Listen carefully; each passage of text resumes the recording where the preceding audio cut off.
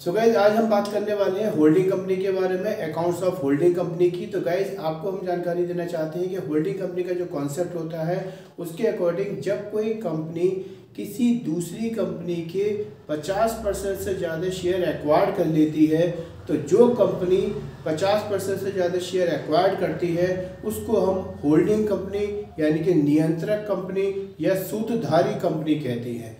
जबकि जिस कंपनी के शेयर एक्वायर्ड किए जाते हैं तो उसको हम सहायक कंपनी यानी कि सब्सिडरी कंपनी कहती हैं। तो गाइस हम ये कह सकते हैं कि यहाँ पर जो कंपनी किसी दूसरी कंपनी के 50% से ज़्यादा शेयर एक्वायर्ड करती है तो वो कंपनी उस सब्सिडरी कंपनी की नियंत्रक कंपनी बन जाती है। यहाँ पर ये ध्यान रखना होगा कि जो सब्सिडरी कंपनी होती है वो अपना काम पहले की तरह ही करती रहती है, बस उसकी जो कंट्रोलिंग होती है, जो भी उसकी पॉलिसी बनाई जाती है, अब वो सारी की सारी उस होल्डिंग कंपनी के द्वारा बनाई जाएंगी जिसने कि उसके 50% से ज़्यादा शेयर एक्वायर्ड किए हैं। तो गाइस मैं हूं सिंगल और आपका स्वागत है हमारे चैनल सिंगल कॉमर्स की क्लासेस में। तो आज हम डिटेल में पढ़ेंगे अकाउंटिंग ऑफ होल्डिंग कंपनी के बारे में। सो गाइज आज हम बात करते हैं अकाउंट्स ऑफ होल्डिंग कंपनी की। जैसे कि आपको बताया था हमने कि अकाउंट्स ऑफ होल्डिंग कंपनी का जो कॉन्सेप्ट है उसके अकॉर्डिंग हम कह सकते हैं कि अ कंपनी में एक्वायर आइदर द होल और the majority of the share 51% share और more than of the another company so has to have a controlling interest in such a company और companies. The controlling company is known as the holding company and the company is so control is known as a subsidiary company। तो guys हम कह सकते हैं कि जब company किसी दूसरी कंपनी के 51% या उससे अधिक अंशों को खरीद लेती है या अन्य किसी प्रकार से उस दूसरी कंपनी पर अपना नियंत्रण एवं प्रभुत्व स्थापित कर लेती है तो ऐसी कंपनी को सूत्रधारी कंपनी या पितृ या जनक कंपनी, जिसे हम होल्डिंग कंपनी कहते हैं, कहा जाता है।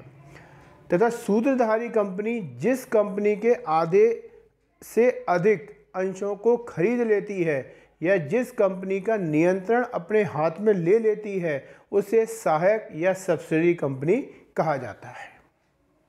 तो गाइस इसको हम डिटेल में समझें उसके लिए आपको कुछ वर्किंग नोट्स की जानकारी होनी चाहिए ताकि हम उसकी मदद से इसके जो अकाउंट्स होते हैं उनको हम कैसे प्रिपेयर करते हैं। बेसिकली इसमें हमें एक कंसोलिडेटेड बैलेंस शीट बनानी होती है जो कि होल्डिंग कंपनी और सब्सिडरी कंपनी को मिलाकर तैयार की जाती है और उसको बनाने के लिए कुछ एक वर्किंग नोट्स दिए गए हैं जिनकी मदद से हम इसको आसानी से तैयार कर सकते हैं। तो गाइस आइए हम स्टार्ट करते हैं अकाउंटिंग ऑफ होल्डिंग कंपनी के बारे में, नियंत्रण कंपनी के खातों के बारे में। तो गाइस जैसा कि भी आपको बताया हमने कि जब कोई एक कंपनी किसी दूसरी कंपनी के 50% से ज़्यादा शेयर एक्वायर्ड करती है तो वो कंपनी होल्डिंग कंपनी बनती है। तो अब हमें सबसे पहले यहाँ देखना होगा कि होल्डिंग कंपनी ने सब्सिडरी कंपनी के जो शेयर एक्वायर्ड किए हैं वो किस रेशो में की है। तो यहाँ सबसे पहले जो वर्किंग नोट हम बनाएंगे तो उसमें यहाँ पे हम समझेंगे सबसे पहले कंप्यूटेशन ऑफ रेशो के बारे में। तो गाइस इसमें हम यहाँ पे देखेंगे कि जो होल्डिंग कंपनी है उसने सब्सिडरी कंपनी की जो शेयर एक्वायर्ड किए हैं वो कितने किए हैं। तो उसके लिए यहाँ पर एक फॉर्मूला बन जाता है परसेंटेज ऑफ होल्डिंग कंपनी, यानी कि होल्डिंग कंपनी ने कितने शेयर एक्वायर्ड किए हैं। तो उसका एक फॉर्मूला हो जाता है number of purchase share of S company. यहाँ पर हम नाम दे देते हैं एस कंपनी, और टोटल नंबर ऑफ शेयर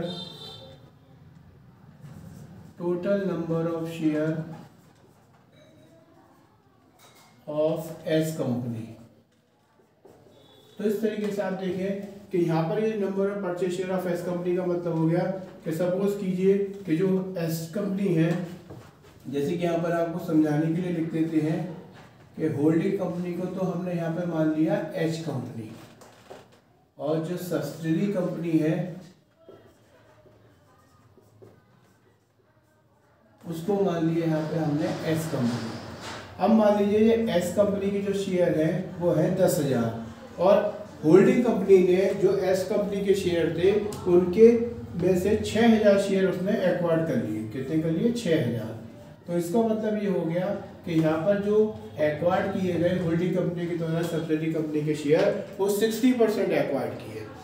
तो यहाँ पर हम देखेंगे कि होल्डिंग कंपनी ने सब्सिडरी कंपनी के 6000 शेयर यदि खरीदे हैं, जबकि सब्सिडरी कंपनी के पास टोटल जो शेयर थे वो 10,000 है। तो हम यहाँ कह सकते हैं कि होल्डिंग कंपनी ने 60% शेयर एक्वायर्ड कर लिए और 60% शेयर एक्वायर्ड करके अब जो एच कंपनी है वो एस कंपनी की होल्डिंग कंपनी बन जाती है। अब बात आती है कि भाई सब्सिडरी कंपनी के पास कितने शेयर रह गए, तो यहाँ पे लिखेंगे परसेंटेज ऑफ सब्सिडरी कंपनी। तो अब यहाँ क्या करेंगे हम कि भाई टोटल कितने होते हैं, 100% होता है। 100% में से यदि हम परसेंटेज ऑफ होल्डिंग कंपनी को घटा देते हैं तो ये जो हिस्सा बचेगा वो हमारा हिस्सा बचेगा सब्सिडरी कंपनी का।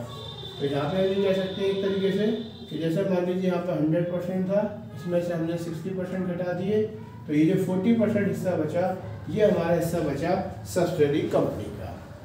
तो इस तरीके से यहाँ पे हम इनके रेशियो निकाल लेते हैं। सबसे पहले कि भाई होल्डिंग कंपनी ने जो शेयर एक्वायर्ड किए हैं तो number of purchase share of S company, तो यहाँ पे एस कंपनी की जो शेयर एक्वायर्ड की है तो वो यहाँ पर एक तरीके से कह सकते हैं कि एस कंपनी के शेयर जो परचेज करे होल्डिंग कंपनी ने वो upon total number of share of S company into 100। तो इस तरीके से आप देखेंगे 6,000 अपॉन 10,000 का 60% आ गया और परसेंटेज ऑफ सब्सिडरी कंपनी का 40% आ गया। तो गाइज ये बात हुई थी कंप्यूटेशन ऑफ रेशियो के बारे में। सो गाइज अभी हमने बात किया था कंप्यूटेशन ऑफ रेशियो के बारे में कि होल्डिंग कंपनी सब्सिडरी कंपनी के जब शेयर एक्वायर्ड करती है तो उसको कितने शेयर वो एक्वायर्ड करती है तो उसका रेशियो हम कैसे निकालते हैं। अब हम बात करते हैं computation of pre and post acquisition period के बारे में। इसका कॉन्सेप्ट ये होता है कि जब कंपनी किसी दूसरी कंपनी के शेयर एक्वायर करती है तो क्योंकि दोनों कंपनियां अपनी अपनी सेपरेट कंपनियां होती हैं और दोनों कंपनियों की जो ओपनिंग और क्लोजिंग डेट है वो अलग अलग हो सकती है। सब्सिडरी कंपनी की अलग ओपनिंग क्लोजिंग डेट हो सकती है और होल्डिंग कंपनी की अलग क्लोजिंग और ओपनिंग डेट हो सकती है। क्योंकि यहाँ पर सब्सिडरी कंपनी अपना बिजनेस रनिंग करती है और होल्डिंग कंपनी अलग बिजनेस रन करती है। तो यहाँ पर हमें देखना है कि होल्डिंग कंपनी ने सब्सिडरी कंपनी की जो शेयर एक्वायर की है वो किस डेट को की है। तो यहाँ पर जो ओपनिंग डेट से लेके और डेट ऑफ एक्वायर्ड होती है उससे पहले का जो पीरियड है यानी कि ओपनिंग डेट से और डेट ऑफ एक्वायर्ड तक का जो पीरियड है वो होल्डिंग कंपनी के लिए एक तरीके का कैपिटल प्रॉफिट होता है, जबकि एक्वायर्ड डेट से लेके और जो क्लोजिंग डेट का पीरियड का जो प्रॉफिट होता है वो उसके लिए एक रेवेन्यू प्रॉफिट होता है। तो यहाँ हमें जानना होता है कि हमारा प्री एक्विजिशन पीरियड कितना रहा और पोस्ट एक्विजिशन पीरियड कितना रहा। तो उसके लिए एक वर्किंग नोट बनता है जिसको हम बोल सकते हैं computation of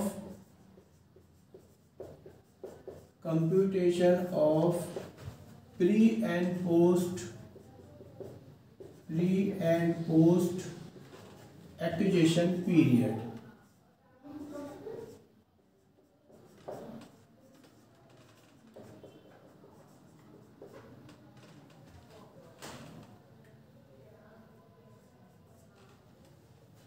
computation of pre and post acquisition period.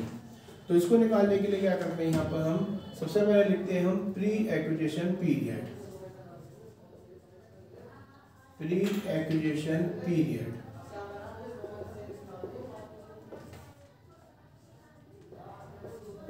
तो प्री एक्विजिशन पीरियड के लिए क्या करेंगे कि जो अपनी ओपनिंग डेट होगी यहाँ पर लिखेंगे हम ओपनिंग डेट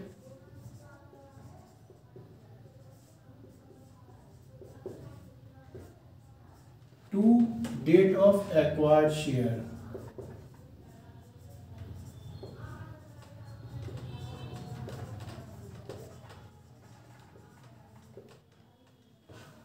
और पोस्ट एक्विजिशन पीरियड जो निकालेंगे हम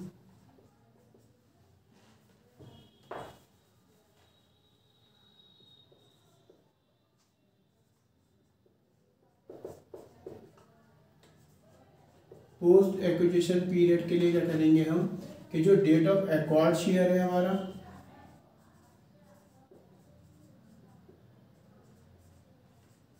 तो date of acquired share to closing date. तो यहाँ पर ये फॉर्मूला बन जाता है computation of pre and post acquisition period को निकालने का। प्री एक्विजिशन पीरियड हो जाता है हमारा opening date to date of acquired share और पोस्ट एक्विजिशन पीरियड जो होता है date of acquired share to closing date. अब मान लीजिए जैसे हम यहाँ कहें कि अभी हमारी जो ओपनिंग डेट थी, तो ओपनिंग डेट है मान लीजिए अगर हमारी 1 अप्रैल। अब जब ओपनिंग डेट 1 अप्रैल है तो क्लोजिंग डेट कौन सी होगी? 31 मार्च, क्योंकि जब 1 अप्रैल है तो इसकी क्लोजिंग डेट होगी 31 मार्च। अब मान लीजिए हमारी जो डेट ऑफ एक्वायर्ड है, जो इस डेट को हमने शेयर परचेज करे हैं, date of purchase of share,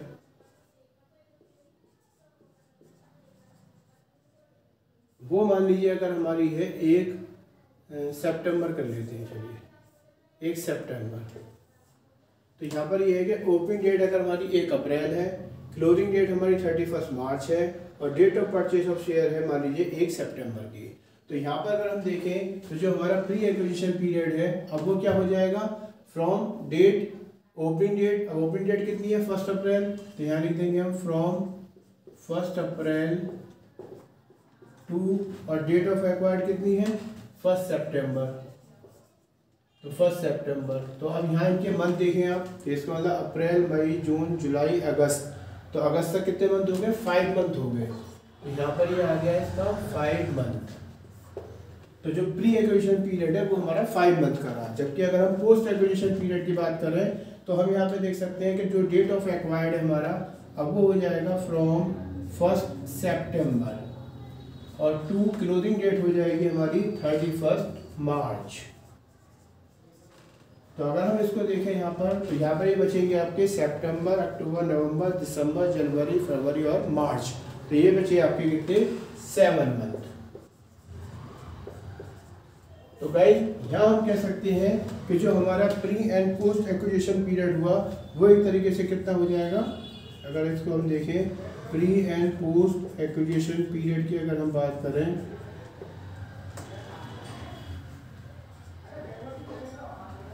तो pre and post acquisition period जो होगा हमारा वो हो जाएगा हमारा यहाँ पर 5:7 का। इसका मतलब ये होगा कि जो भी हमारा करंट ईयर का प्रॉफिट होगा उसका हम 5/7 के रेशियो में बांट देंगे। 5/12 जो रेशियो होगा वो हमारा प्री का हो जाएगा और 7/12 जो रेशियो होगा वो हमारा पोस्ट का हो जाएगा। तो इस तरीके से हम निकालते हैं computation of pre and post acquisition period. इसको निकालने की जरूरत इसलिए पड़ती है ताकि हमें वो पीरियड का पता लग सके कि जितना पीरियड का प्रॉफिट हमारा कैपिटल प्रॉफिट में रहेगा और कितने पीरियड का प्रॉफिट हमारा रेवेन्यू प्रॉफिट में जाएगा। या इसको हम दूसरी तरीके से ये भी कह सकते हैं कि इसमें जो प्री एक्विजिशन पीरियड का प्रॉफिट होता है वो कैपिटल प्रॉफिट का हिस्सा होता है, पोस्ट एक्विजिशन पीरियड का जो प्रॉफिट होता है वो रेवेन्यू प्रॉफिट का हिस्सा होता है। तो यहाँ पे इसको अलग अलग निकालना जरूरी हो जाता है। तो गाइस ये हमारा हो जाता है pre and post acquisition period के बारे में। अब हम नेक्स्ट बात करते हैं आपसे, जो नेक्स्ट हमारा वर्किंग नोट बनता है वो बनता है computation of current year profit. अगर हमें computation of current year profit question में गिवन है तो कोई प्रॉब्लम नहीं है तो वो हमें निकालना पड़ सकता है। तो उसको कैसे निकालते हैं तो वो समझेंगे यहाँ पर हम। तो नेक्स्ट हम बात करते हैं अब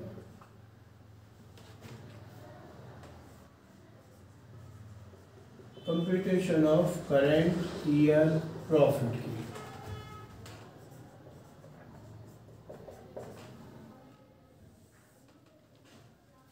तो गाइस नेक्स्ट वर्किंग नोट हमारा आता है computation of current year profit. अगर क्वेश्चन में आपको करंट ईयर प्रॉफिट दिया हुआ है सब्सिडियरी कंपनी का तो कोई दिक्कत नहीं है, तो हम डायरेक्ट उसको निकाल सकते हैं। और अगर computation of current year profit आपको क्वेश्चन में नहीं दिया है, करंट ईयर प्रॉफिट क्वेश्चन में नहीं दिया है, तब उसकी कंप्यूटेशन हमें करनी पड़ती है। तो उसके लिए भी हमें एक वर्किंग नोट बनाना होता है।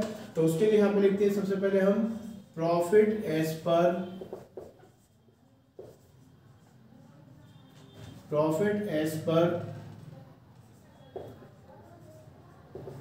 Profit and loss account of S company. तो जो भी हमारा प्रॉफिट होगा एस कंपनी के अकॉर्डिंग उसको हम लिख देंगे। फिर हम इसमें से लेस करते हैं last year profit of S company. तो जो भी हमारा लास्ट ईयर का प्रॉफिट होगा एस कंपनी का वो हम इसमें से घटा देंगे।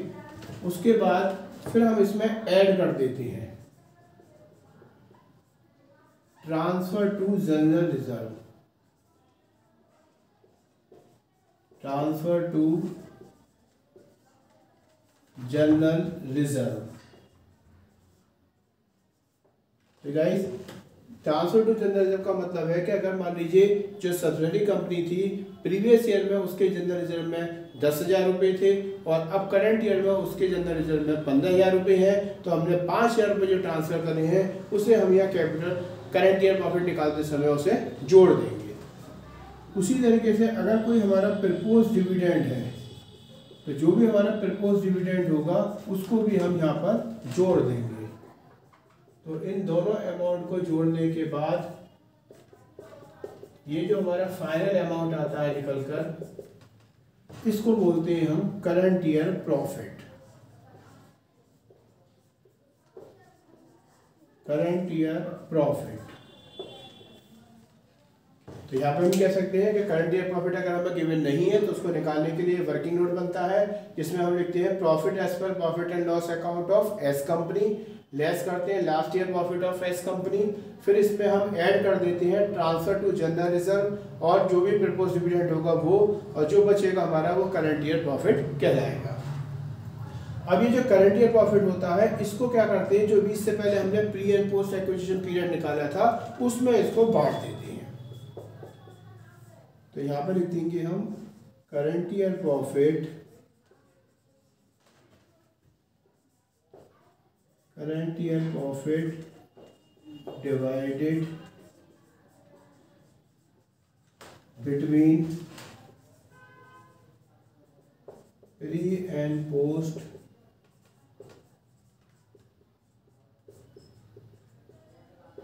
Acquisition period. जो भी हमारा ये करंट ईयर प्रॉफिट निकल के आता है तो इस करंट ईयर प्रॉफिट को हम जो हमारा pre and post acquisition period निकल के आएगा उस पीरियड में हम इसको बांट देंगे। एग्जाम्पल के तौर पे हम समझ सकते हैं कि मान लीजिए जो हमारा प्रॉफिट एस कंपनी का जो प्रॉफिट था वो सपोज कीजिए 1.5 लाख रुपए का था। लास्ट ईयर प्रॉफिट जो था इसका वो मान लीजिए हमारा 1 लाख रुपए का था, तो हमारा ये आ गया 50,000 रुपये। ट्रांसफर टू जनरल रिजर्व जो हुआ वो मान लीजिए हमारा हुआ 40,000 रुपये और प्रपोज डिविडेंड हमें दे रखा है मान लीजिए 10,000 रुपये। तो ये कुल मिला के हो गया आपका करंट ईयर का प्रॉफिट 1 लाख रुपये का। अब ये जो 1 लाख रुपये का प्रॉफिट है इसको हम pre and post acquisition period में बांट देंगे। तो जो भी हमारा प्री एक्विजिशन पीरियड होगा यानी कि उसके लिए हम लिख देंगे pre acquisition current year profit. जो pre acquisition current year profit होता है ये हम ट्रांसफर कर देते हैं कैपिटल प्रॉफिट निकालते समय। तो मान लीजिए जैसे हमारा ये 1 लाख रुपए का है और अगर मान लीजिए हमारा pre and post acquisition period जो था वो सपोज कीजिए कि वो हमारा था 3:2 का, तो इसमें क्या कर देंगे यहाँ पर हम 3/5 इसको कर देंगे, तो ये आपका चला जाएगा 60,000 और post acquisition current year profit जो होगा हमारा post acquisition current year profit,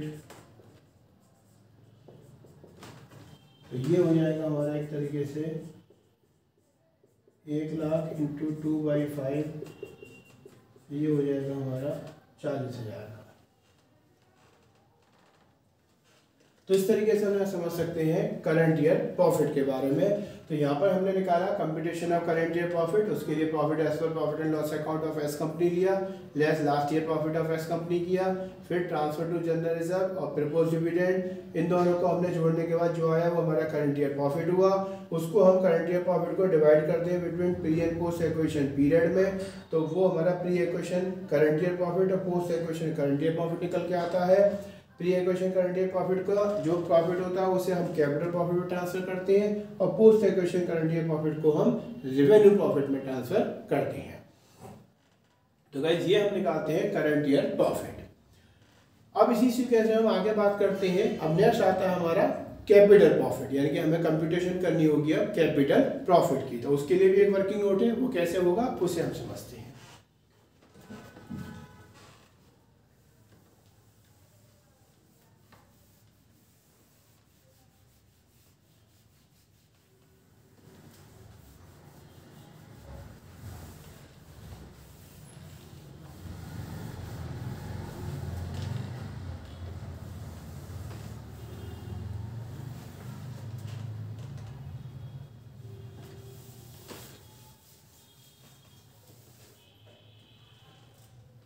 next आता है हमारा कंप्यूटेशन ऑफ कैपिटल प्रॉफिट।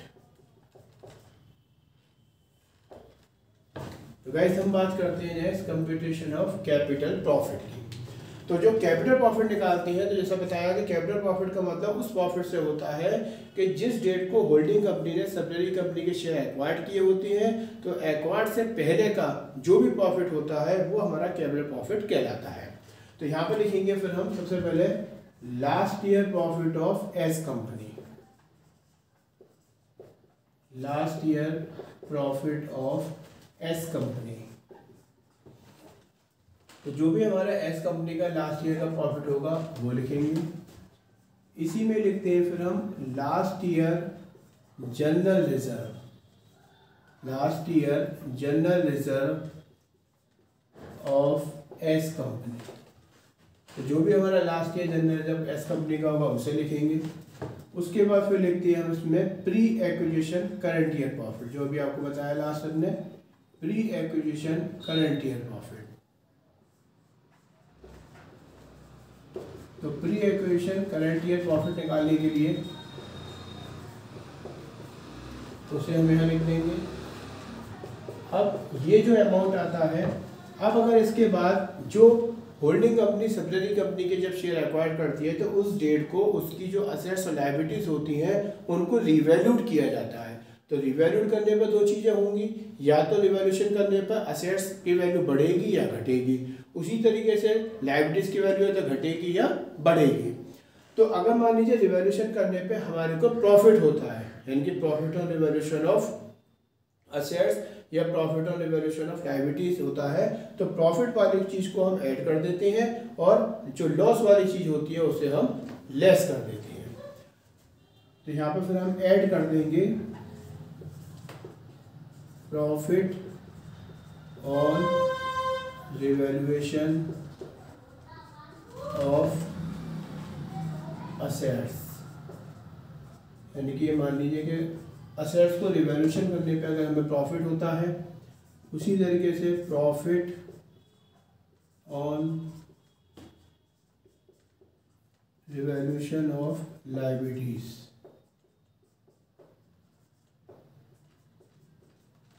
तो उसे हम यहाँ पर ऐड कर देते हैं। उसी तरीके से मान लीजिए अगर हमें जो रिवैल्यूशन करने पे अगर लॉस होता है,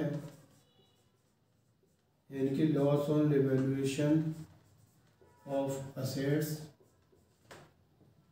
या loss on revaluation of liabilities,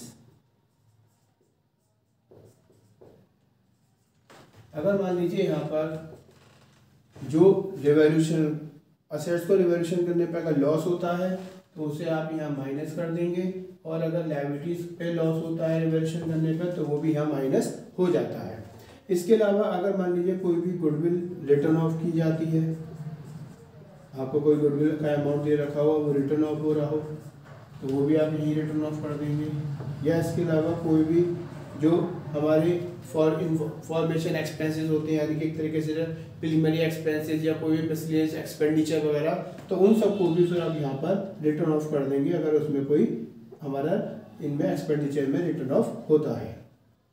तो जैसे प्रीलिमिनरी एक्सपेंसेस हो गए आपके,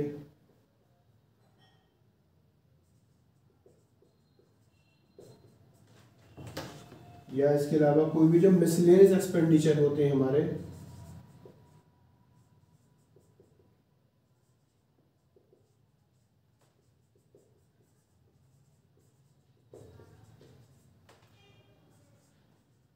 ये रिटर्न ऑफ होती है अगर, तो उसको भी यहाँ पे हम माइनस कर देंगे।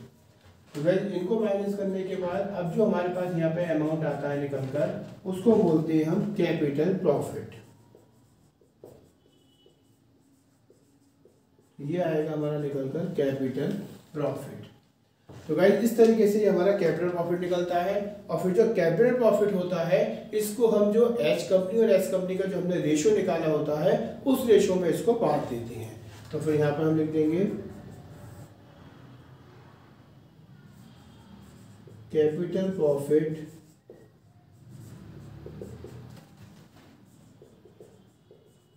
डिवाइडेड बिटवीन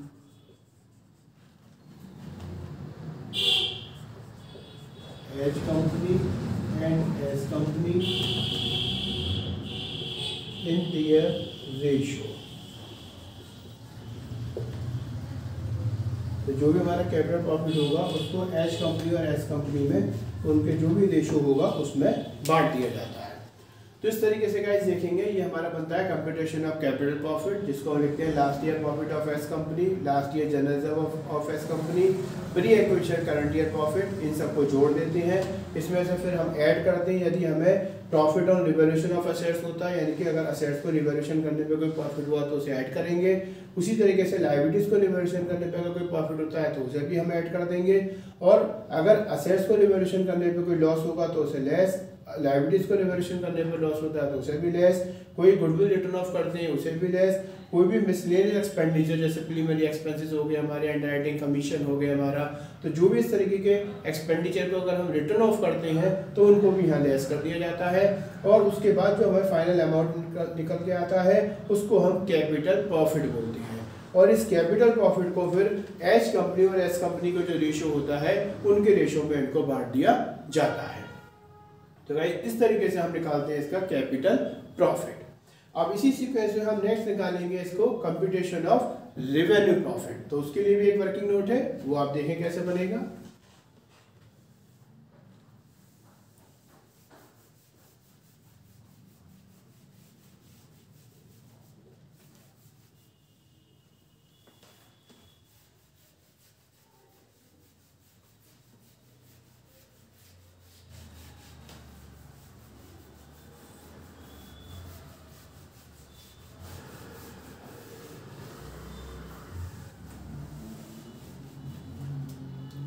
नेक्स्ट हम बात करते हैं अब हम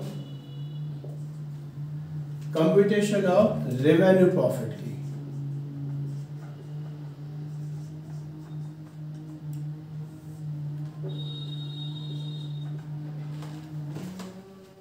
तो वैसे हम नेक्स्ट में बात करते हैं कंप्यूटेशन ऑफ रेवेन्यू प्रॉफिट की। तो रेवेन्यू प्रॉफिट की जैसे हम बात कर रहे हैं यहाँ पर, तो रेवेन्यू प्रॉफिट का मतलब होता है कि होल्डिंग कंपनी ने जिस डेट को सब्सिडरी कंपनी के शेयर एक्वायर्ड किए होते हैं, अब उस डेट से लेके और जो क्लोजिंग डेट तक का प्रॉफिट होता है उस प्रॉफिट को हम रेवेन्यू प्रॉफिट कहते हैं। तो यहाँ रेवेन्यू प्रॉफिट को निकालने के लिए भी एक वर्किंग नोट है जो हम आपको बता रहे हैं। तो इसमें सबसे पहले हम लिखते हैं यहाँ पर post acquisition current year profit. तो guys post acquisition current year profit अभी आपको हमने बताया था कि इसको हम कैसे निकालते हैं। तो इसको निकालने के बाद जो इसका अमाउंट होता है वो लिखा जाता है रेवेन्यू प्रॉफिट के लिए। तो यहाँ लिखेंगे हम सबसे पहले post acquisition current year profit. तो guys post acquisition current year profit का जो अमाउंट है वो लिखा जाएगा। अब इसमें यहाँ पे ध्यान रखना होता है कि जो हमारी एसेट्स होती हैं, अब अगर उसको रिवैल्यूएशन करने पे अगर उसमें हमें प्रॉफिट होता है, तो जब प्रॉफिट होगा तो उसका जो डेप्रिसिएशन है वो भी बढ़ जाएगा, क्योंकि जब असेट्स की में प्रॉफिट होगा तो असेट्स की बुक वैल्यू बढ़ जाएगी, मार्केट वैल्यू जो है, और अगर असेट्स की वैल्यू बढ़ती है तो उसका फिर डेप भी बढ़ जाएगा, और जब उसका डेप बढ़ेगा तो क्या होगा, हमारा प्रॉफिट घटेगा। तो हम यही कह सकते हैं कि अगर किसी असेट्स की वैल्यू बढ़ती है तो उसका डेप भी बढ़ेगा, और डेप बढ़ेगा तो प्रॉफिट कम होगा। सेम वही कंडीशन में अगर किसी असेट्स की वैल्यू घटती है तो उसका डेप भी घटेगा, और जब डेप घटेगा तो उसका प्रॉफिट बढ़ेगा। तो हम यही कह सकते हैं कि अगर किसी असेट्स का वैल्यू कम होने पर उसका डेप अगर कम होता है तो उस कंडीशन में वो जो डेप जितना कम होगा उतना हमारा प्रॉफिट बढ़ जाएगा। तो यहाँ पे हम लिख सकते हैं decrease in depreciation, decrease in depreciation of assets.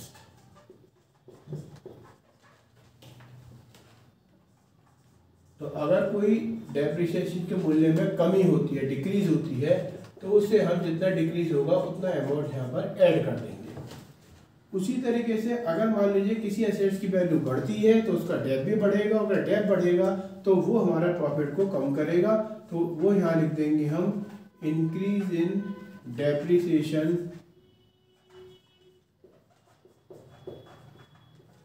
Of assets.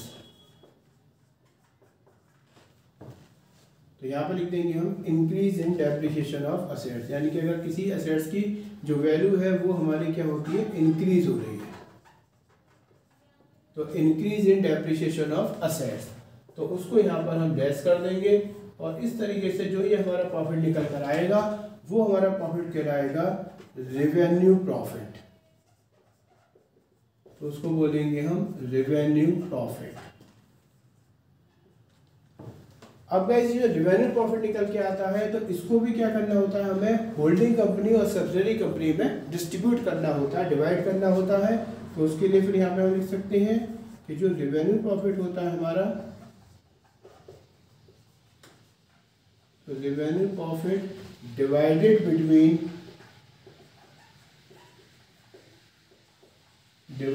Between H company and S company, H company and S company in their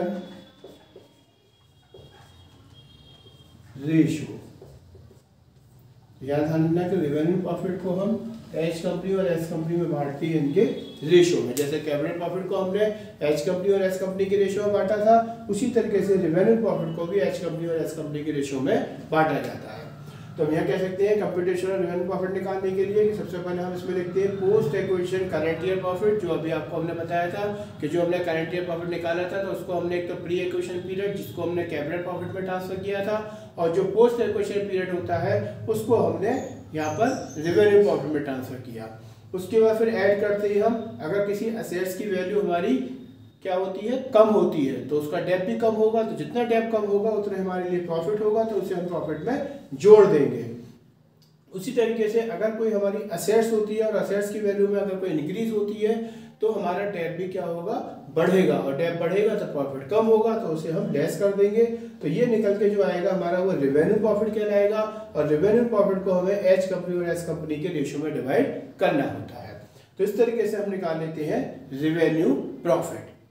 अब गाइस इसके बाद जो नेक्स्ट आता है हमारा वर्किंग नोट, वो आता है कंप्यूटेशन ऑफ माइनॉरिटी इंटरेस्ट। तो हम उसे कैसे निकालते हैं वो देखेंगे।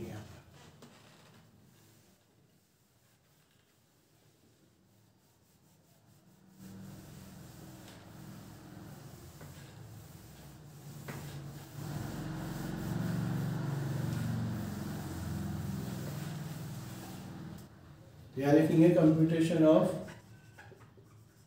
Minority interest.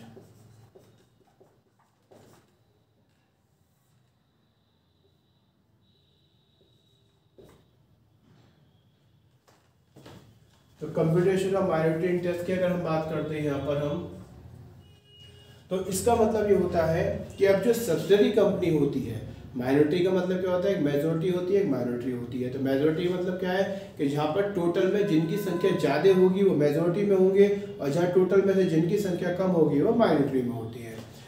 तो इसी तरीके से हम यहाँ पर समझ सकते हैं कि जो अब टोटल नंबर ऑफ शेयर थे तो उसमें से जो मेजोरिटी वाले शेयर तो होल्डिंग कंपनी का हो गया, और जो कम वाले शेयर बचे हैं वो माइनॉरिटी वाले सब्सिडरी कंपनी के हो गए।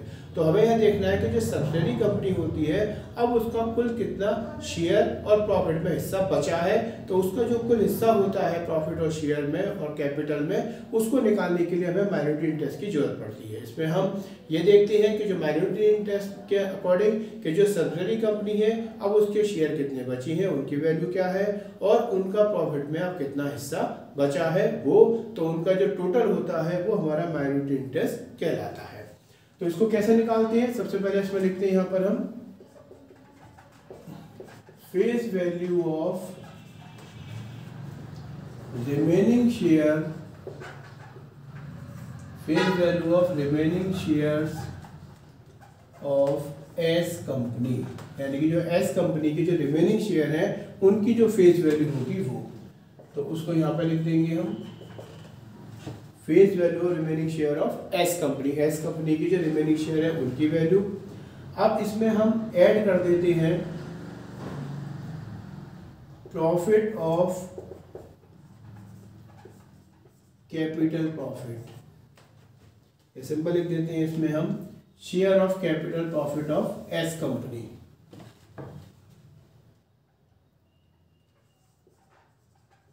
Share of S company of capital profit.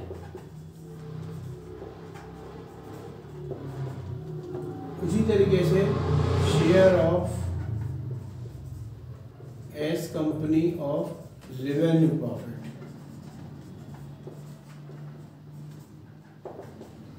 यानी कि जो कैपिटल प्रॉफिट का एस कंपनी का हिस्सा है वो, और जो रेवेन्यू प्रॉफिट का एस कंपनी का हिस्सा है वो, और जो फेस वैल्यू है remaining share of S company वो, इन तीनों को जब आप जोड़ देते हैं तो वो हमारा क्या कहलाता है, माइनॉरिटी इंटरेस्ट।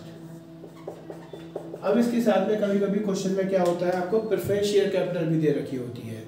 तो जो यहाँ पर ये चीज और आपको ध्यान रखनी होगी कि जो होल्डिंग कंपनी की हम बात करते हैं वो हम इक्विटी शेयर के लिए बात करते हैं, यानी कि होल्डिंग कंपनी जो सब्सिडरी कंपनी के शेयर एक्वायर करती है वो इक्विटी शेयर एक्वायर करती है, ना कि प्रेफरेंस शेयर। यानी कि होल्डिंग कंपनी बनने के लिए उसे दूसरी कंपनी के इक्विटी शेयर की मोर देन 50% अपने पास रखने होंगे, तब वो उस कंपनी की होल्डिंग कंपनी मानी जाएगी।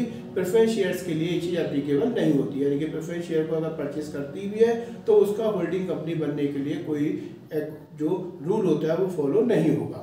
तो यहाँ पर ध्यान रखना है कि इक्विटी शेयर को ही एक्वायर करना है, प्रेफरेंस को नहीं। प्रेफरेंस को ले सकती है होल्डिंग कंपनी, लेकिन प्रेफरेंस शेयर को लेने पर वो सब्सिडरी कंपनी या होल्डिंग कंपनी में कन्वर्ट नहीं होती है। तो यहाँ पर अगर कोई प्रेफरेंस शेयर कैपिटल भी अगर माइनॉरिटी इंटरेस्ट की होती है तो उसे भी फिर हम यहाँ पर फाइनल जोड़ देते हैं। तो यहाँ लिख देते हैं हम preference share capital of S company, preference share capital of S company.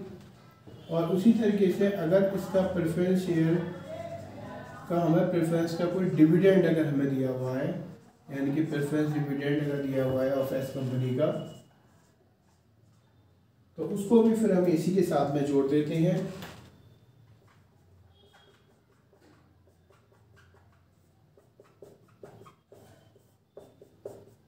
और ये जो अमाउंट आता है निकलकर, ये फिर हमारा कहलाता है माइनॉरिटी इंटरेस्ट।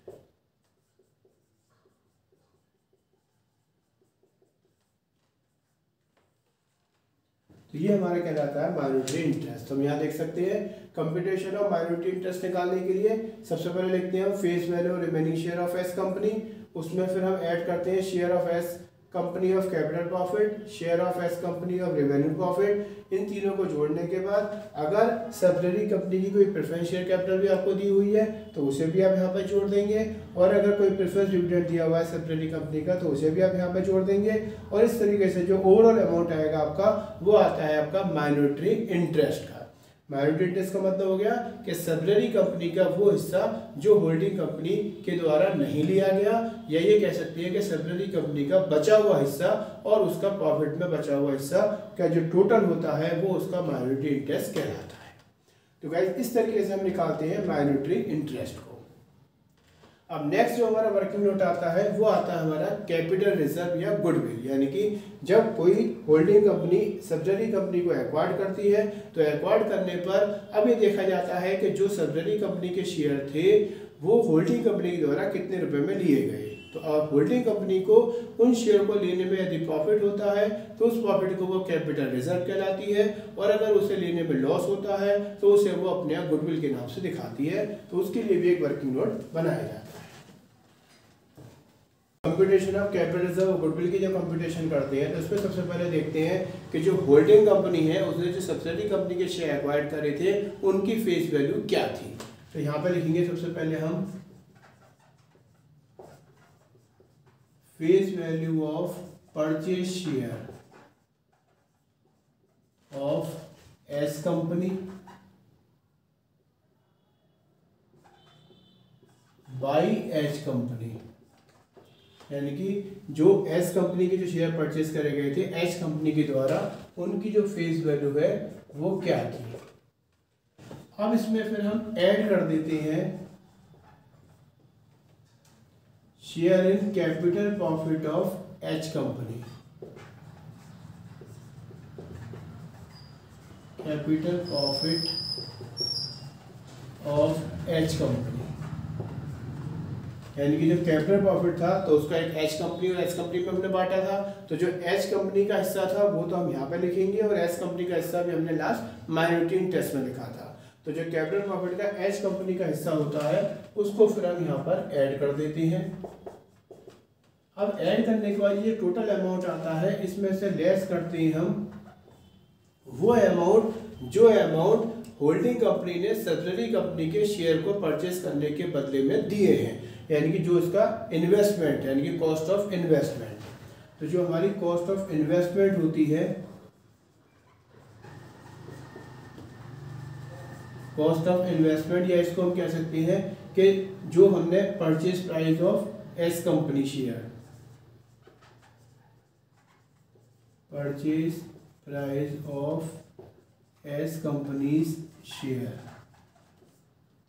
यानी कि एस कंपनी की जो शेयर परचेज करे थे होल्डिंग कंपनी ने उसकी जो कॉस्ट है उस कॉस्ट को फिर हम यहाँ पर लेस करते हैं। अब लेस करने के बाद अगर यहाँ मान लीजिए हमारा अमाउंट जो है वो आपका प्लस में बचता है तो वो आपका कहलाएगा कैपिटल रिजर्व।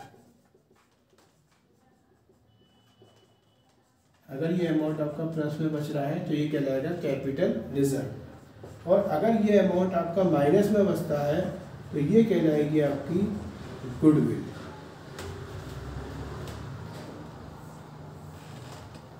तो ये चीज़ आपको यहाँ ध्यान में रखनी होगी कि यहाँ पर सबसे पहले face value of purchase share of S accompany by H company लिखेंगे, यानी कि एच कंपनी ने एस कंपनी के जो शेयर परचेज करे थे उनकी जो फेस वैल्यू है वो कितनी है तो वो लिखी जाएगी।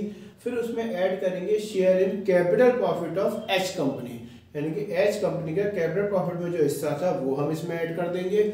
उसमें से फिर हम लेस करते हैं cost of investment by H company, यानी कि एच कंपनी के द्वारा जो इन्वेस्टमेंट किया गया था वो कितना किया गया। तो जो एच कंपनी के द्वारा इन्वेस्टमेंट करा है उसकी जो कॉस्ट है, यानी कि जो purchase price of H companies share है, तो जो एच कंपनीज के जो शेयर होते हैं उनकी जो वैल्यू होगी उसे हमें यहाँ लेस करना होगा। उसके बाद अगर अमाउंट आपका प्लस में बचता है तो वो आपका कैपिटल रिजर्व कहलाएगा, और अगर अमाउंट आपका माइनस में बचता है तो वो आपके लिए गुडविल होगी। यानी कि हम ये कह सकते हैं कि अगर ये प्लस में बचा तो इसका मतलब ये हुआ कि जो होल्डिंग कंपनी थी उसने सब्सिडरी कंपनी के शेयर एक्वायर करे थे उन्होंने उसकी कीमत से कम पेमेंट करा तो उसे फायदा हो गया, और अगर माइनस में आता है तो इसका मतलब ये है कि जो सब्सिडरी कंपनी के शेयर की जो वैल्यू थी उससे ज़्यादा होल्डिंग कंपनी ने पेमेंट करा तो उसको ज़्यादा पेमेंट हुआ तो उसको जो नुकसान हुआ उसको वो अपने यहाँ पर गुडविल के नाम से लिखेगा। यानी कि वो ये मानेगा कि एस कंपनी के शेयर के लिए जो उसने ज़्यादा पेमेंट करा है वो उसकी गुडविल के लिए किया था। तो यहाँ पे हम कह सकते हैं कि अगर प्लस में आया तो कैपिटल रिजर्व हो जाएगा, माइनस में आया तो गुडविल मानी जाएगी। कैपिटल रिजर्व को हम लायबिलिटीज में लिखते हैं और गुडविल को हम असेट्स में लिखते हैं, यानी कि एक क्वेश्चन में ये दोनों चीजें एक साथ नहीं आती हैं। अगर दोनों चीजों के अमाउंट आपको दिए हुए होते हैं तो आपको जो ज्यादा वाला अमाउंट होता है उसमें से कम वाले अमाउंट को आपको माइनस करके किसी एक की वैल्यू को ही दिखाना होता है। यानी कि हम ये कह सकते हैं कि होल्डिंग कंपनी की जो हम कंसोलिडेटेड बैलेंस शीट बनाएंगे तो कंसोलिडेटेड बैलेंस शीट बनाते समय या तो कैपिटल रिजर्व का ही अमाउंट आएगा या गुडविल का आएगा, दोनों का एक साथ नहीं आता है। जिस तरीके से हम कहते हैं कि भाई एक बयान में दो तलवार नहीं आ सकती है, उसी तरीके से कंसोलिडेटेड बैलेंस शीट के अंदर कैपिटल रिजर्व और गुडविल दोनों एक साथ नहीं आ सकते हैं। इनमें से कोई एक ही आएगा, या तो कैपिटल रिजर्व भी आएगा या फिर गुडविल ही आएगी।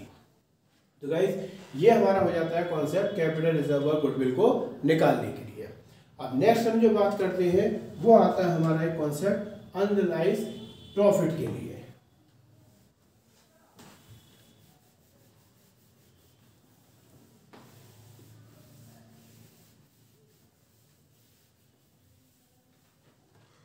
नेक्स्ट हम बात करते हैं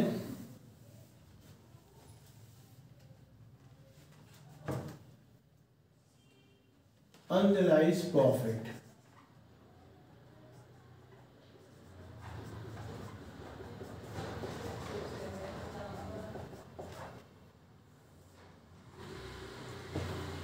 तो गाइस अगला कॉन्सेप्ट आता है हमारा कंप्यूटेशन ऑफ अनरियलाइज्ड प्रॉफिट। तो अनरियलाइज्ड प्रॉफिट का जो कॉन्सेप्ट है वो ये होता है कि जैसे होल्डिंग कंपनी और सब्सिडरी कंपनी दो अलग अलग कंपनियां थी। अब होल्डिंग कंपनी अपना अलग बिजनेस कर रही थी, सब्सिडरी कंपनी अपना अलग बिजनेस कर रही थी। तो अब ऐसा भी पॉसिबल हो सकता है कि होल्डिंग कंपनी और सब्सिडरी कंपनी जो थी, यानी कि जो एच कंपनी और एस कंपनी जिनको हमने माना, तो वो आपस में भी कोई बिजनेस करती होंगी। अब मान लीजिए एस कंपनी के कोई माल को, कोई गुड्स को एच कंपनी के द्वारा खरीदा गया। अब मान लीजिए जो एस ये है हमारी, मान लीजिए एच कंपनी और ये है हमारी एस कंपनी। अब एस कंपनी के यहाँ पे कोई माल मान लीजिए जो बनकर तैयार हुआ वो हुआ 100 रुपये का। अब 100 रुपये का जो माल तैयार हुआ उसमें से 5 यूनिट यानी कि 500 रुपये की इसने क्या करी, यहाँ पर ये इसने इसको बेच दी, इसको एच कंपनी को। लेकिन इसको जो बेची तो उसने इसमें क्या करा, अपना 500 रुपये का जो माल बेचा उसमें अपना 100 रुपये का प्रॉफिट जोड़ दिया।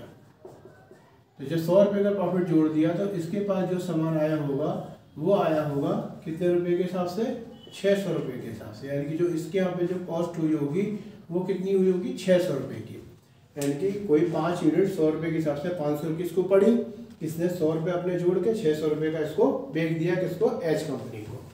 तो अब ये हुआ कि ये माल जो एस कंपनी से एच कंपनी के पास आया था वो 600 रुपये की कॉस्ट का इसके यहाँ पर पड़ा। कितनी यूनिट थी ये, 5 यूनिट थी। अब मान लीजिए जो एच कंपनी ने एस कंपनी को जो के शेयर जो एक्वायर्ड करे, यानी कि जो एच कंपनी की जो एसेट्स और लायबिलिटीज को जब कंसोलिडेटेड बैलेंस शीट के रूप में एच कंपनी में शामिल किया गया, तो उस डेट को इन 5 यूनिट में से मान लीजिए हमारी 2 यूनिट क्या थी, बच गई, यानी कि 3 यूनिट उसने बेच दी।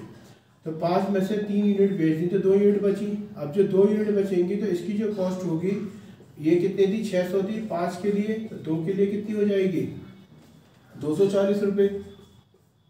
और इसके यहाँ पर जो ये 2 थी तो ये 100 रुपये के हिसाब से इसके यहाँ कितनी हो जाएगी, 200 रुपये की हो जाएगी, जबकि इसके यहाँ पर वो चीज़ आएगी 240 रुपये की। अब जब इसकी असेट्स और लायबिलिटीज़ को हम एक साथ शामिल करेंगे, यानी कि जब एच कंपनी के यहाँ पे जो हम स्टॉक की एंट्री करेंगे इसकी बैलेंस शीट के अंदर, तो स्टॉक में एच कंपनी का भी आएगा और एस कंपनी का भी आएगा। अब वही सेम माल जो एस कंपनी के यहाँ पर 100 रुपये के हिसाब से था वो इसके यहाँ पे होगा 120 के हिसाब से। तो यहाँ पे जो 1 यूनिट पे 20 रुपये का जो डिफरेंस आ रहा है इसी को ही हम अनरियलाइज्ड प्रॉफिट बोलते हैं। सो गाइस जो अनरियलाइज्ड प्रॉफिट की अगर हम बात करते हैं तो कंप्यूटेशन अनरियलाइज्ड प्रॉफिट को निकालते समय अगर आपको इसकी जो प्रॉफिट की जो रेट दी हुई है उस पर डिपेंड करता है कि वो रेट किस पे दे रखी है। तो अगर मान लीजिए हमारे को जो रेट ऑफ प्रॉफिट है वो हमें कॉस्ट पे दी हुई है, when rate of profit is given on cost, और जो वैल्यू दे रखी है हमें, value of cost is also given, तब यहाँ अनरियलाइज्ड प्रॉफिट को निकालने का जो फॉर्मूला बन जाता है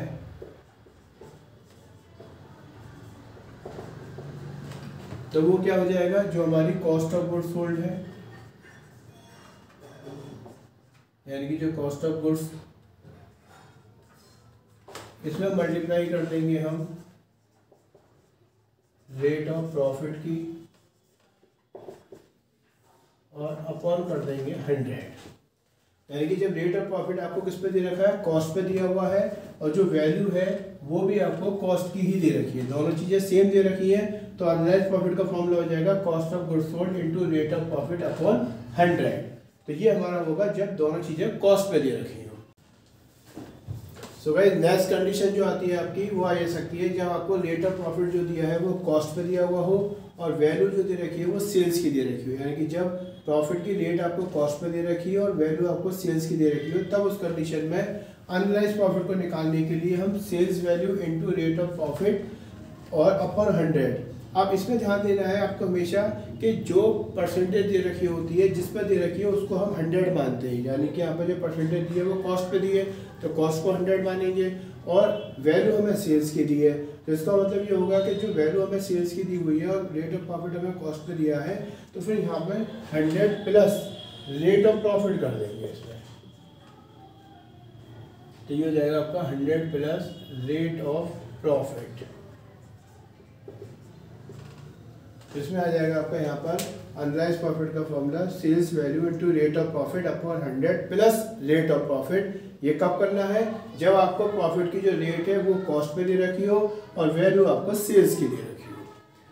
अब इसी की थर्ड कंडीशन आती है आपकी यहाँ पर, उसमें ये है कि जब आपको रेट ऑफ प्रॉफिट जो है वो आपको दे रखा हो किस पर? सेल्स पर।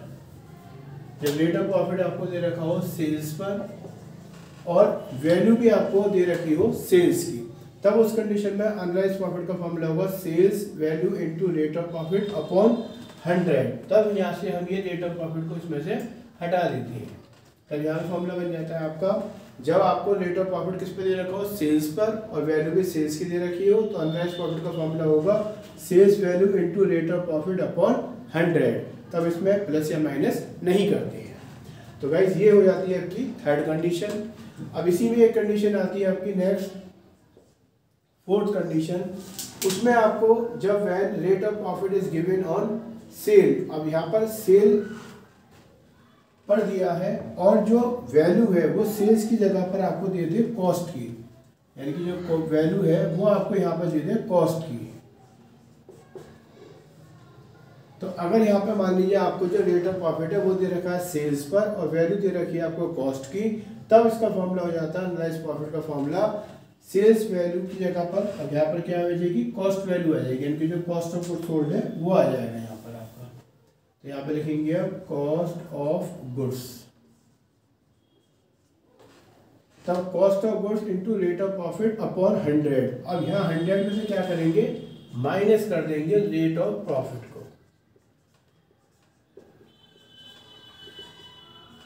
तो यहाँ पर अनराइज प्रॉफिट को निकालने की आपकी चार कंडीशन हो सकती है। पहली, जब आपको रेट ऑफ प्रॉफिट कॉस्ट पे दिया हो, वैल्यू भी कॉस्ट की दी हो। सेकंड, जब रेट ऑफ प्रॉफिट कॉस्ट पे दिया हो, वैल्यू सेल्स की दी हो। थर्ड, जब रेट ऑफ प्रॉफिट सेल्स पे दिया हो, वैल्यू भी सेल्स की दी हो। और फोर्थ, जब रेट ऑफ प्रॉफिट आपको सेल्स पे दिया हो लेकिन वैल्यू आपको कॉस्ट की दे रखी हो। तो इस तरीके से ये चार कंडीशन हो जाती हैं अनराइज प्रॉफिट को निकालने की। नेक्स्ट बात करते हैं हम कंप्यूटेशन ऑफ कंसोलिडेटेड प्रॉफिट। तो कंसोलिडेटेड प्रॉफिट को निकालते समय हमें यहाँ पे सिंपल ध्यान देना होता है। इसमें हम सबसे पहले लिखते हैं profit as per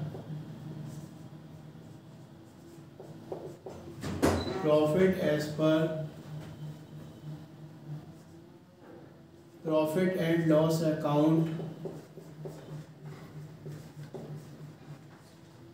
profit as per profit and loss account of H company, यानी कि जो एच कंपनी का हमारा प्रॉफिट होता है वो लिखा जाता है profit as per profit and loss account of H company.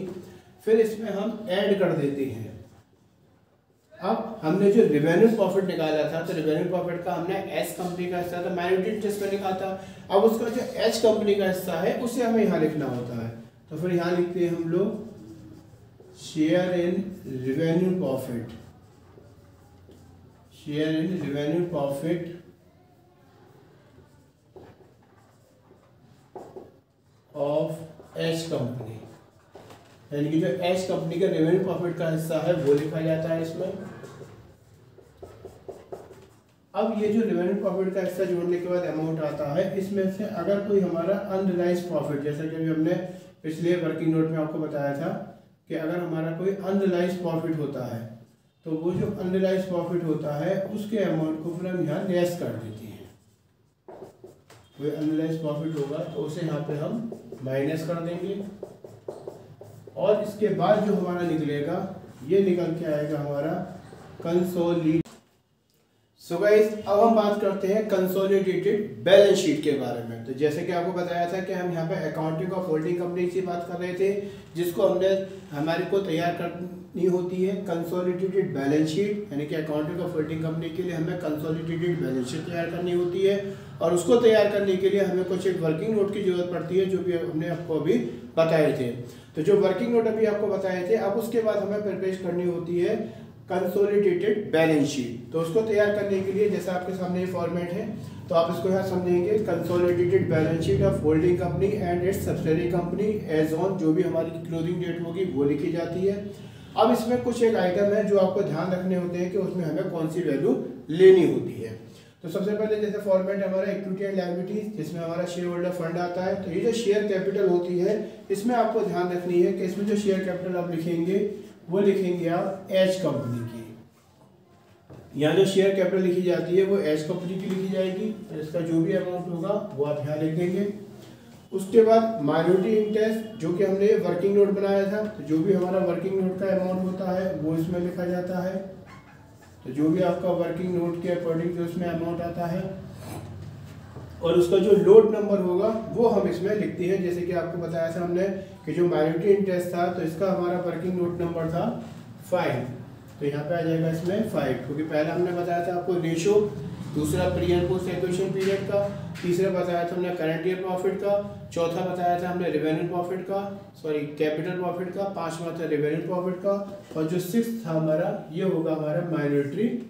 तो गाइस माइनॉरिटी इंटरेस्ट के बाद आता है हमारा कैपिटल रिजर्व। तो कैपिटल रिजर्व भी हमने आपको बताया था कि जो हम वर्किंग नोट बनाते हैं उसके अकॉर्डिंग लेते हैं। तो जो इसका वर्किंग नोट नंबर हमने आपको 7 बताया था वो आएगा, और जो इसका अमाउंट है वो फिर हम यहाँ पर लिख देंगे। तो कैपिटल रिजर्व के बाद आता है जनरल रिजर्व। जनरल रिजर्व आपको ध्यान रखना है कि जनरल रिजर्व में जो अमाउंट आता है वो केवल एच कंपनी का आता है। तो इसमें ध्यान रखते हैं कि जो एच कंपनी वाला अमाउंट है वही लिखा जाएगा इसमें, और जो इसका अमाउंट है वो हम यहाँ शो कर देंगे, यानी कि जनरल रिजर्व जो होगा वो एच कंपनी का आएगा। इसके बाद आता है आपका नॉन करेंट लायबिलिटीज। तो जो नॉन करेंट लायबिलिटीज होती है वो हमारी एच कंपनी और एस कंपनी दोनों की लिखी जाती है। तो यहाँ पर लिखते हैं इसमें जो हमारी H company and S company, तो इन दोनों की जोड़ के लिख देते हैं। तो एच कंपनी और एस कंपनी दोनों की जो वैल्यू आएंगी वो दोनों की जोड़ के लिखी जाती है। उसी तरीके से करंट लायबिलिटीज भी आपकी एच कंपनी और एस कंपनी दोनों की जोड़ के लिखी जाती है। तो ये भी हमारी दोनों की जोड़ के लिख देंगे जो अमाउंट आएगा, और उसके बाद इनका जो फाइनल टोटल होता है हमारा वो हमारा इसका लायबिलिटीज का टोटल बन जाता है, जो कि हम यहाँ लिख देते हैं। तो इस तरीके से अगर हम देखें तो लायबिलिटी साइड में सबसे पहले शेयर होल्डर फंड में शेयर कैपिटल लिखी जाती है। शेयर कैपिटल में हम एच कंपनी का लेंगे, माइनॉरिटी इंटरेस्ट जो कैलकुलेट करके हमारा वर्किंग नोट आया जो कि 6 नंबर था उसका अमाउंट लिखेंगे। कैपिटल रिजर्व में जो वर्किंग नोट आया हमारा 7 नंबर पर उसका अमाउंट लिखेंगे। जनरल रिजर्व जो एच कंपनी का है वो लिखेंगे। Non current investment H company S company दोनों की जोड़ के लिखेंगे, और करंट लायबिलिटीज भी एच कंपनी एस कंपनी दोनों की जोड़ के लिखी जाती है। इस तरीके से ये लायबिलिटीज का टोटल आ जाता है। सेम अब हमें लिखना है असेट्स के लिए। तो असेट्स के लिए सबसे पहले असेट्स में फिक्स असेट्स आती है, जिसमें हमारे टेंजिबल असेट्स आता है। तो जो टेंजिबल असेट्स होती है ये भी हमारी H company and S company दोनों की जोड़ के लिखी जाती है। तो जो H company and S company दोनों की जोड़ के लिखेंगे, तो इसको जो अमाउंट होगा वो हम यहाँ पे लिख देंगे। इसके बाद इंटेंजिबल असेट्स आती है, दोनों को जोड़ कर लिखाया जाता है। इंटेंजिबल असेट्स में भी एच कंपनी एस कंपनी दोनों को जोड़ कर लिखेंगे, और गुडविल में जो हमने वर्किंग नोट बनाया होता है वर्किंग नोट नंबर 7 उसका जो अमाउंट होता है वो लिखा जाता है। नॉन करंट इन्वेस्टमेंट की अगर बात करें तो इसमें भी एच कंपनी और एस कंपनी दोनों को जोड़कर इसकी वैल्यू आती है। यहाँ ये ध्यान रखते हैं कि जो पैसा होल्डिंग कंपनी ने सब्सिडरी कंपनी के शेयर एक्वायर करते समय इन्वेस्ट किया होता है वो वाला अमाउंट हम इसमें नॉन करंट इन्वेस्टमेंट के अंदर शामिल नहीं करते, यानी कि इसमें excluding investment of H company invested in S company, यानी कि होल्डिंग कंपनी ने सब्सिडरी कंपनी के शेयर परचेज करने के लिए जो पैसा इन्वेस्ट किया था वो वाला अमाउंट हम इसमें नॉन करंट इन्वेस्टमेंट में शामिल नहीं करेंगे। इसके बाद आता है करंट एसेट्स। करंट एसेट्स के अंदर जो हमारा एच कंपनी एस कंपनी होता है इन दोनों को जोड़कर लिखा जाता है। तो इस तरीके से ये हमारे सारे असेट्स के आइटम आ जाते हैं। तो ये टोटल लायबिलिटीज हो जाती है और ये टोटल असेट्स, और इस तरीके से हमारी ये कंसोलिडेटेड बैलेंस शीट तैयार हो जाती है। यानी कि अकाउंटिंग ऑफ होल्डिंग कंपनी के लिए हमें कंसोलिडेटेड बैलेंस शीट तैयार करनी होती है, और जिसको तैयार करने के लिए जो वर्किंग नोट है उनकी मदद से हम इनको शामिल तैयार करते हैं। तो गाइज ये हमारा आज का टॉपिक था अकाउंट ऑफ होल्डिंग कंपनी, जिसमें आपको बताया कि जब कोई एक बड़ी कंपनी किसी दूसरी कंपनी के 50% से ज़्यादा शेयर को एक्वायर्ड कर लेती है, तो जो कंपनी एक्वायर्ड करती है उसको हम होल्डिंग कंपनी कहते हैं, और जिस कंपनी के शेयर एक्वायर्ड किए जाते हैं उसको सब्सिडरी कंपनी कहते हैं। और उसके लिए जो अकाउंट ऑफ होल्डिंग कंपनी हम तैयार करते हैं, जिसके लिए हमें कंसोलिडेटेड बैलेंस शीट तैयार करनी होती है, और उसको बैलेंस शीट का ये फॉर्मेट है, और इसके लिए जो वर्किंग नोट है वो भी हमने आपको बताया, जिसमें हमने आपको टोटल मिलाकर ये जो आप देखें तो जो working note plus consolidated balance sheet है ये आपका टोटल मिलाकर 10 फॉर्मेट के अंदर आ जाता है, जिसमें हमने आपको टोटल इसके जो फॉर्मेट बताए थे, जिसमें आपको जिसमें आपको हमने टोटल 10 फॉर्मेट बताए हैं। सबसे पहले आपको बताया कंप्यूटेशन ऑफ रेशियो, सेकंड बताया computation of pre and post acquisition period, यानी कि सबसे पहले कंप्यूटेशन ऑफ रेशियो में आपको ये जानना है कि होल्डिंग कंपनी ने सब्सिडरी कंपनी के कितने शेयर एक्वायर्ड किए, उनका रेशियो निकालना है। फिर computation of pre and post acquisition period में आपको निकालना है कि होल्डिंग कंपनी ने सब्सिडरी कंपनी के शेयर जो एक्वायर्ड हुए वो किस डेट को किए। तो जो ओपनिंग डेट से लेकर डेट ऑफ एक्वायर्ड होता है वो प्री पीरियड होगा, और डेट ऑफ एक्वायर्ड से लेकर क्लोजिंग डेट का पीरियड हमारा क्या होगा, पोस्ट का पीरियड होगा। उसके बाद आपको बताया computation of current year profit, यदि अगर क्वेश्चन में करंट ईयर प्रॉफिट नहीं दिया है तो आप उसको भी कंप्यूटेशन करेंगे। फिर computation of current year profit को हमें प्री एक्विजिशन पीरियड और पोस्ट एक्विजिशन पीरियड के रेशियो में बांटना होता है। उसके बाद बनाते हैं हम कंप्यूटेशन ऑफ कैपिटल प्रॉफिट, उसको हमें एच कंपनी और एस कंपनी के रेशियो में बांटना होता है। फिर नेक्स्ट बताया कंप्यूटेशन ऑफ रेवेन्यू प्रॉफिट, उसको भी एच कंपनी और एस कंपनी के रेशियो में बांटना होता है। फिर नेक्स्ट बताया हमने computation of minority interest. Minority interest का मतलब होता है कि जो सब्सिडरी कंपनी होती है उसका जो बचा हुआ शेयर में हिस्सा और प्रॉफिट में हिस्सा होता है, उनकी टोटल जो कंप्यूटेशन करते हैं उसे माइनॉरिटी इंटरेस्ट के रूप में लिखा जाता है। उसके बाद निकालते हैं कैपिटल रिजर्व और गुडविल, तो वो हमारा जो अगर प्लस में बचता है तो कैपिटल रिजर्व, माइनस में आता है तो गुडविल होती है। उसके बाद अनरियलाइज प्रॉफिट निकालते हैं, वो अमाउंट जो एच कंपनी ने एस कंपनी से कोई गुड्स खरीदा हो या आपस में उन्होंने कोई गुड्स खरीदी हो और उनका कोई प्रॉफिट का हिस्सा एक दूसरे के पास जमा रह गया हो। उसके बाद निकालते हैं हम कंसोलिडेटेड प्रॉफिट, जो कि होल्डिंग कंपनी का प्रॉफिट होता है, और लास्ट में तैयार करते हैं हम कंसोलिडेटेड बैलेंस शीट, जिसका आपको हमने ये फॉर्मेट बताया था। तो गाइस